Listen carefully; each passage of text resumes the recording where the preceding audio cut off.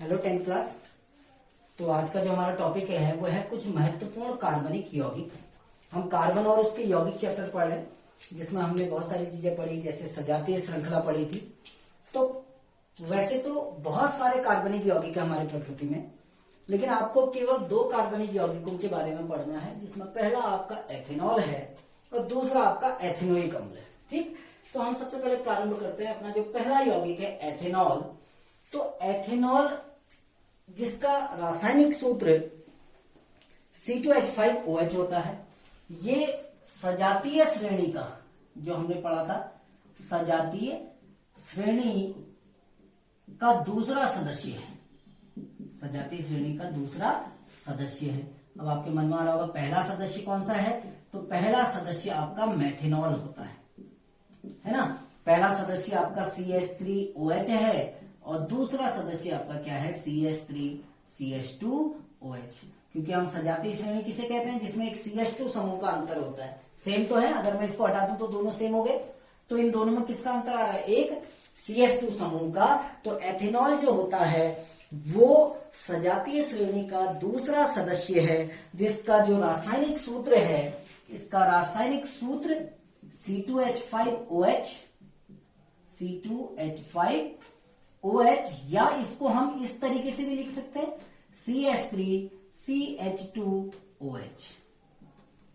ठीक है ना। और इसका जो सामान्य नाम होता है एथेनॉल का, जो सामान्य नाम है वो सामान्य नाम क्या है? Ethyl alcohol.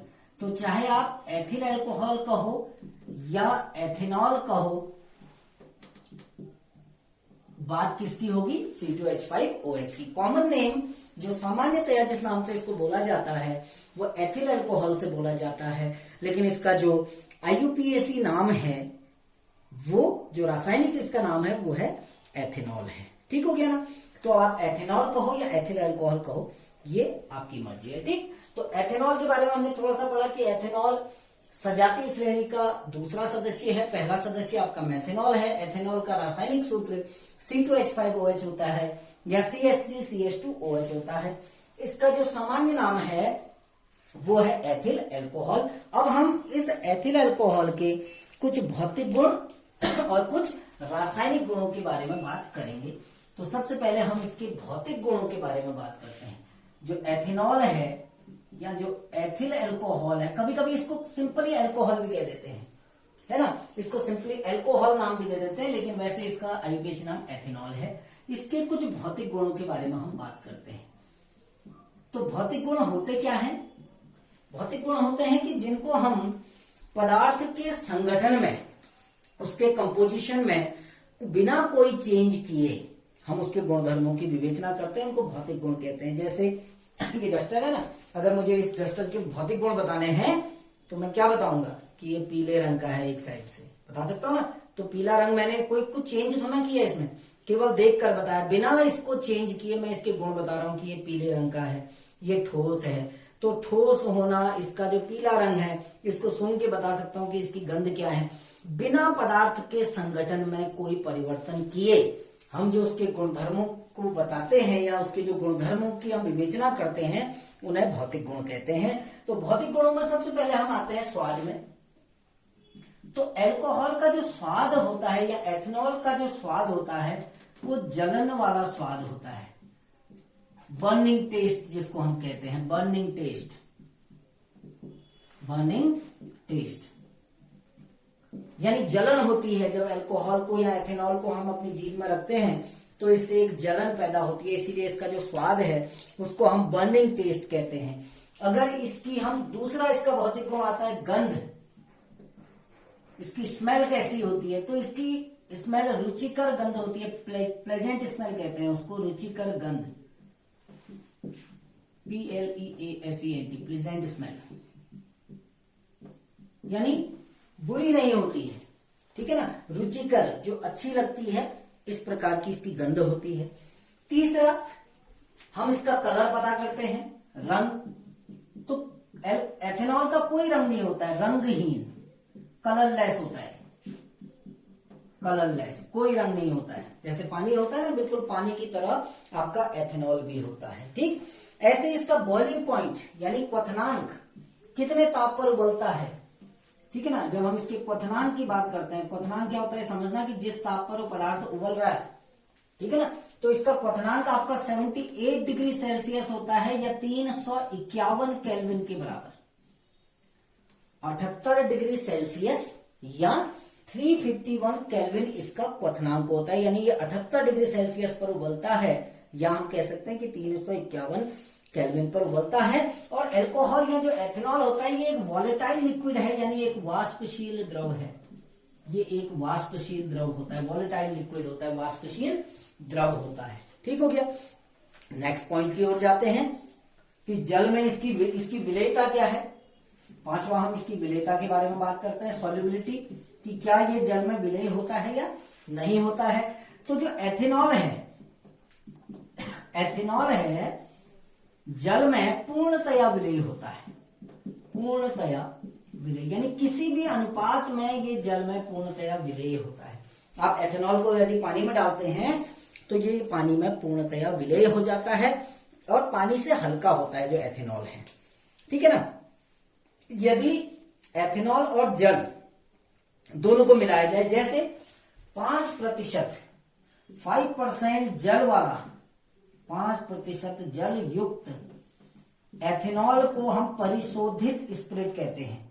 आप जब कक्षा 12 में जाएंगे तो इनके बारे में पढ़ेंगे, मैं यहां पर भी बता देता हूं कि अगर आप एथेनॉल में 5% जल मिला देते हैं, यानी अगर 100 ml आपने विलियन बनाना है, 95% आप एथेनॉल रखो, 5% जल रखो, तो इसको हम परिशोधित स्पिरिट कहते हैं, रेक्टिफाइड स्पिरिट या परिशोधित स्पिरिट। ये व्यापारिक तौर पर प्रयोग होता है, व्यावसायिक तौर पर जो एथेनॉल प्रयोग होता है वो परिशोधित स्पिरिट के रूप में प्रयोग होता है। और 100% शुद्ध एथेनॉल जो होगा, 100% शुद्ध एथेनॉल को एब्सोल्यूट एल्कोहल कहा जाता है। इसको एब्सोल्यूट एल्कोहल या परिशुद्ध एल्कोहल, इसको नाम दिया जाता है परिशुद्ध एल्कोहल। एथेनॉल या एल्कोहल कुछ भी कह सकते हैं। मैंने पहले ही कहा था कि एथेनॉल को मैं सामान्यतः एल्कोहल भी बोल दूंगा, क्योंकि इसको सामान्य बोलचाल की भाषा में एल्कोहल भी कहा जाता है सामान्यतः, ठीक है ना। तो जो एथेनॉल है वो जल में पूर्णतया विलेय होता है।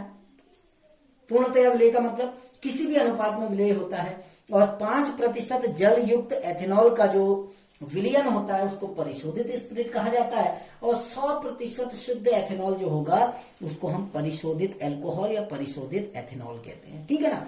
अब लास्ट इसका भौतिक गुण हम पढ़ते हैं छठा, कि लिटमस पर प्रभाव। लिटमस पर प्रभाव, लिटमस पर प्रभाव यानी हम ये चेक करना चाह रहे हैं कि एल्कोहल अम्लीय होता है या क्षारीय होता है, क्योंकि लिटमस का प्रयोग कब किया जाता है, अम्लीयता और क्षारीयता को बताने के लिए। तो एल्कोहल का लिटमस पर कोई प्रभाव नहीं होता है, कोई प्रभाव नहीं होता है, अर्थात एथेनॉल उदासीन होता है। ये लिटमस पर कोई भी प्रभाव नहीं करता है, ना कि नीले लिटमस पर, ना ही लाल लिटमस पर कोई भी प्रभाव इसका नहीं पड़ता है, क्योंकि इसमें कोई भी H पॉजिटिव आयन नहीं होते हैं। अब आपको OH आयन जरूर दिख रहे होंगे अगर आप इसका फॉर्मूला लिखते हैं, CH3CH2OH। आप कहेंगे इसमें OH तो है लेकिन ये क्षारीय क्यों नहीं है, तो ये हाइड्रोक्साइड आयन नहीं है, ठीक है ना। जब ये वियोजित होता है तो ये OH आयन OH नेगेटिव के फॉर्म में नहीं निकलते हैं बाहर। तो OH दिख जरूर रहे हैं लेकिन ये OH आयन हाइड्रोक्साइड आयन के रूप में उपस्थित नहीं है, जिस कारण ये ना तो अम्लीय होता है और ना ही ये क्षारीय होता है, ठीक है ना। अब हम ये तो भौतिक गुण हो गए, स्वाद इसका बर्निंग टेस्ट होता है, गंध हमने कहा इसकी रुचिकर गंध होती है, रंग इसका कोई रंग नहीं है, क्वथनांक हमने बता दिया कि 78 डिग्री सेल्सियस है, विलेयता हम बात कर चुके हैं, जल में विलेय होता है, लिटमस पर इसका कोई प्रभाव नहीं होता है। ये सब भौतिक गुण है और इसलिए भौतिक कहा क्योंकि हमने पदार्थ के संगठन में कोई भी परिवर्तन नहीं किया, ठीक है ना। अब हम आते हैं रासायनिक गुण के बारे में। तो रासायनिक गुण हम सारे नहीं पढ़ेंगे यहाँ पर क्योंकि वीडियो बहुत लंबी हो जाएगी, तो एक एक करके मैं आपको इसकी केमिकल प्रॉपर्टीज बताऊंगा। तो एथेनॉल के जो रासायनिक गुण है उसमें हमने बहुत सारी अभिक्रियाएं पढ़नी है, जैसे आपने दहन अभिक्रिया पढ़नी है, ठीक है ना। दूसरा आपने उपचयन अभिक्रिया पढ़नी है जिसको ऑक्सीकरण भी कहते हैं हम, ठीक है। तीसरा हमने इसकी अभिक्रिया पढ़नी है सोडियम धातु से अभिक्रिया, सोडियम से अभिक्रिया। चौथी हमने इसमें पढ़नी है निर्जलन, यानी पानी कैसे बाहर निकलता है, कैसे निर्जलन डिहाइड्रेशन किया जाता है। पांचवा आपने पढ़ना है कार्बोक्सिलिक अम्ल से अभिक्रिया, कार्बोक्सिलिक अम्ल से अभिक्रिया, कार्बोक्सिलिक अम्ल से अभिक्रिया आपने पढ़नी है। लेकिन अभी हम केवल दहन अभिक्रिया के बारे में बात करेंगे, इन सारी अभिक्रियाओं को हम बाद में पढ़ेंगे। हालांकि ये दहन और उपचयन आपको एक जैसी लगेंगी, थोड़ा सा अंतर होता है। जब हम उपचयन अभिक्रिया पढ़ेंगे तब आपको दहन और उपचयन में अंतर समझाऊंगा, ठीक है ना। तो सबसे पहले हम बात करते हैं दहन अभिक्रिया। तो दहन आपको पता है जब हम एथेनॉल के रासायनिक गुण पढ़ रहे हैं तो उसमें हमारी जो पहली अभिक्रिया है वो है दहन अभिक्रिया, ठीक है ना। तो आपको पता है कि जो एथेनॉल होता है, जो एथेनॉल है वो एक बहुत ही ज्वलनशील द्रव है। हमने पहले कहा था वाष्पशील है और ज्वलनशील है, आसानी से ये आग पकड़ लेता है और जब आग पकड़ता है तो जलने लगता है, ठीक है ना। और जो एथेनॉल है वो नीली ज्वाला के साथ वायु में जलकर कार्बन डाइऑक्साइड और जल का निर्माण करता है और बहुत ज्यादा मात्रा में ऊर्जा और ऊष्मा और प्रकाश निर्मुक्त होती है, ठीक है ना। तो हमको पता है एथेनॉल कैसा द्रव है, ज्वलनशील द्रव है, बहुत ही ज्वलनशील द्रव है। एक एल्कोहल या एथेनॉल एक ज्वलनशील द्रव है, जो ज्वलनशील है तो आसानी से आग पकड़ लेगा और जब वायु के साथ ही आग पकड़ता है तो नीली लौ के साथ, नीली ज्वाला यानी इसकी ज्वाला में कोई भी कार्बन नहीं होता, नीली ज्वाला के साथ जलता है और जलकर हमको क्या देता है, कार्बन डाइऑक्साइड, जल वाष्प और ऊष्मा निकलती है बहुत ज्यादा मात्रा में और प्रकाश बाहर निकलता है, ठीक है ना। जैसे हम एथेनॉल की हम पढ़ रहे हैं तो हम एथेनॉल की बात करते हैं। हमारे पास CH3 CH2 OH ये आपका एथेनॉल है, इसको हम वायु के साथ जला रहे हैं, इसका दहन कर रहे हैं, जला रहे हैं ना, इसको हम दहन कर रहे हैं इसका, तो क्या होगा, जितना भी कार्बन है वो सब किस रूप में निकल जाएगा, कार्बन डाइऑक्साइड के रूप में, और जो हाइड्रोजन है वो किसके रूप में निकल जाएंगे, जल के रूप में। हाइड्रोजन जो है वो जल के रूप में निकल जाएंगे।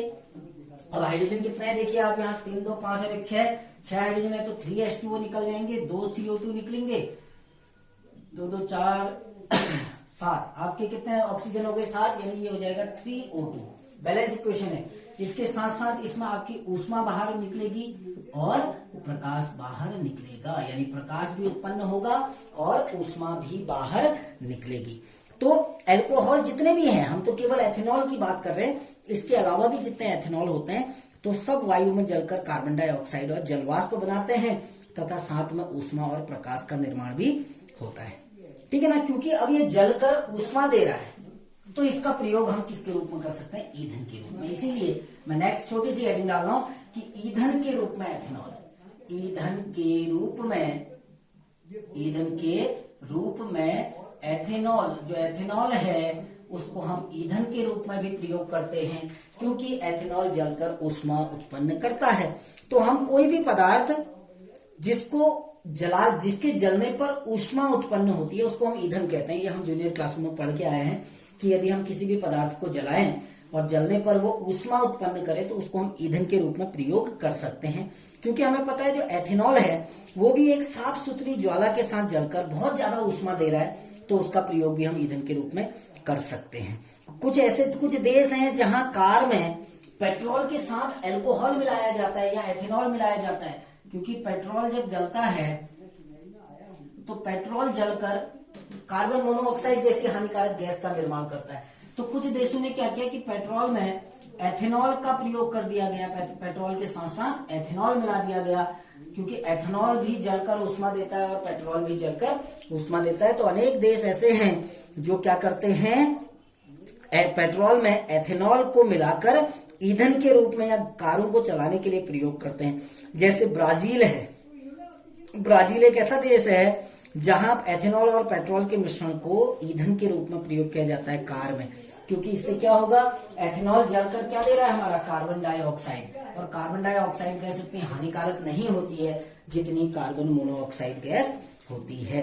तो वायुमंडल में गैसों की जो अधिकता हो रही है या जो हानिकारक गैसें बढ़ रही हैं उससे बचने के लिए आजकल एथेनॉल को एक योगज उत्पाद के रूप में, योगज पदार्थ, उत्पाद भी नहीं, योगज पदार्थ के रूप में पेट्रोल में मिलाया जा रहा है। एडिटिव कंपाउंड कहते हैं। योगज पदार्थ यानी जो पेट्रोल के साथ साथ एक अन्य पदार्थ मिलाया जाता है ताकि वायुमंडल में हानिकारक गैसों की मात्रा कम हो सके, क्योंकि कार्बन डाइऑक्साइड उतनी हानिकारक नहीं है जितनी आपकी कार्बन मोनोऑक्साइड वगैरह हानिकारक है।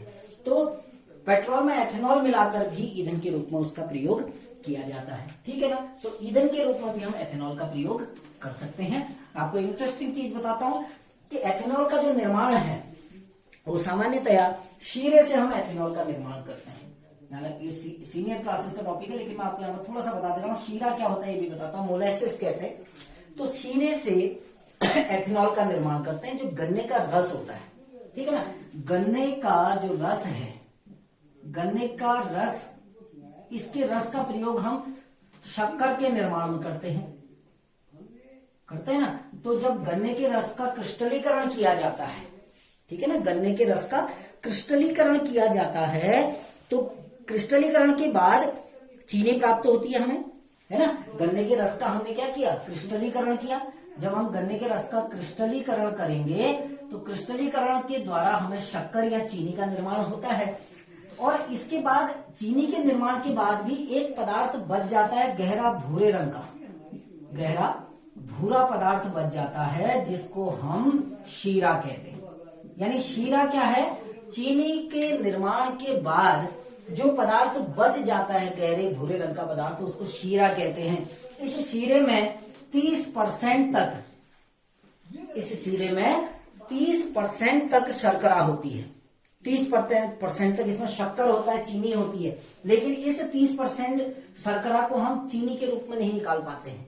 बाकी तो 70% चीनी निकाल ली जाती है, लेकिन 30% शर्करा आपकी बच जाती है। और इस 30% शर्करा का जब फर्मेंटेशन किया जाता है, किण्वन किया जाता है, तो हमें एथेनॉल का निर्माण होता है। तो एथेनॉल प्राप्त होता है। तो एथेनॉल को हम शीरे से प्राप्त करते हैं। शीरा एक सह उत्पाद है, बाय प्रोडक्ट है गन्ने के रस से जब चीनी निकाला जाता है। यानी जो चीनी उद्योग वाले जो फैक्ट्रियां हैं, जो औद्योगिक इकाइयां चीनी का निर्माण करती हैं, तो वो गन्ने के रस का क्रिस्टलीकरण करते हैं जिससे चीनी निकलती है।